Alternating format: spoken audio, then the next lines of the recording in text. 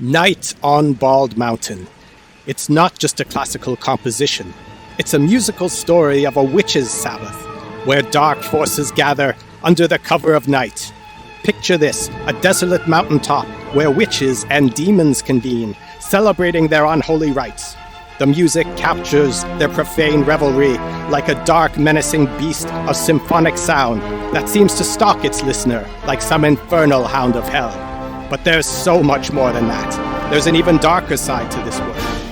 The original composer might not have been writing about fiction at all, but about real mountains known to be inhabited by real witches and demons. And it would seem he even tried to channel the power of these witches and demons by composing his work on the very night that they were said to meet. Could this work be forged from black magic? Let's find out. Modest Mussorgsky, now a towering figure in Russian music, was the creator of this wild masterpiece. Born in 1839, he was known for his bold and innovative compositions.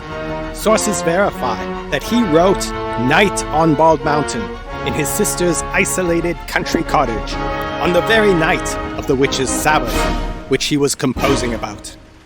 Perhaps channeling the dark and supernatural energies he was writing about.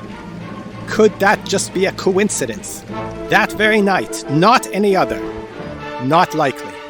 Was he trying to channel their magic, their power, like a muse, though a dark one, brimming with evil energies, pouring their magic into his work? His work was so radical, so intense, that it was considered too wild for Russia at the time. Rimsky-Korsakov took off some of the sharp edges from the work.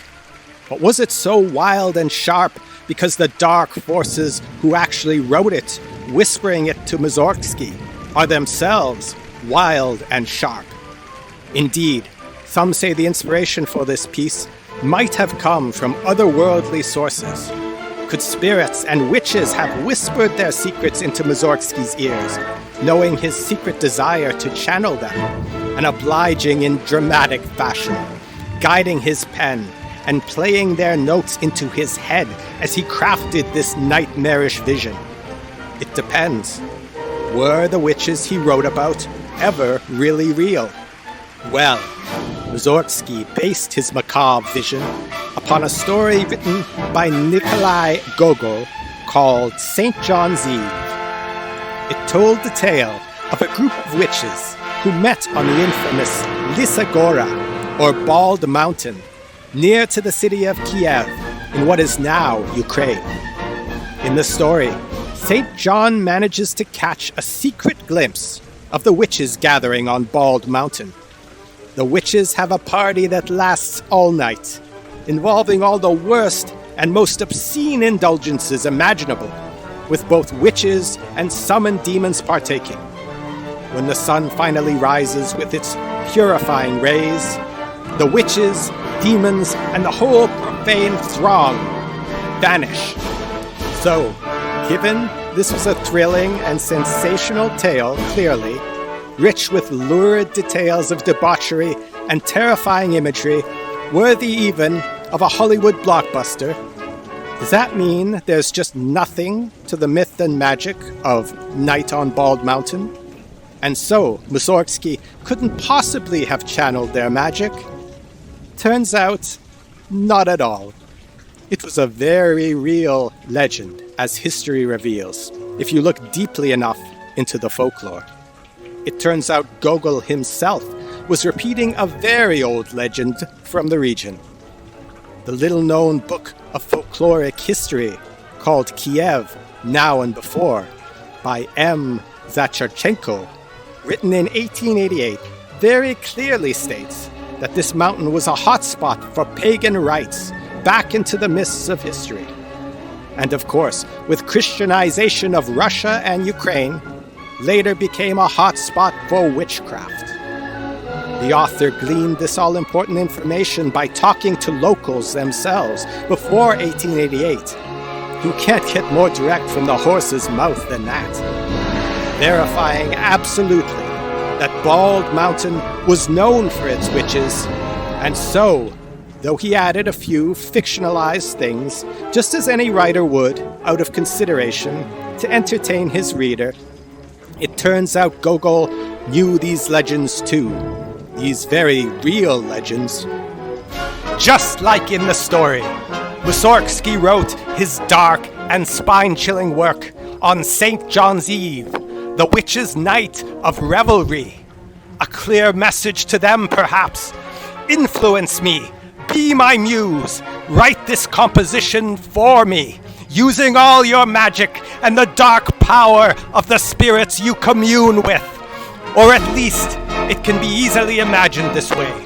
Especially now that we know these were real people, real monsters, real magical powers he was writing about, and not mere fiction.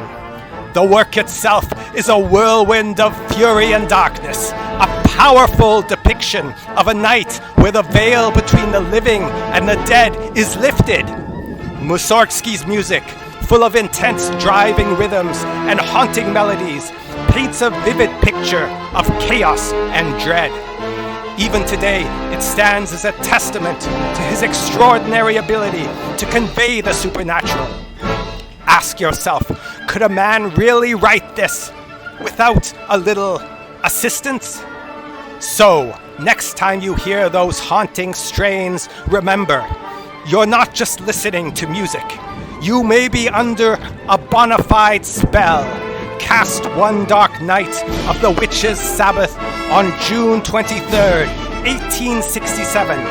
A spell which, despite the passage of so many years, still has the power to transport you to Bald Mountain on that dark, unholy night that was, and pour its terror into your ears.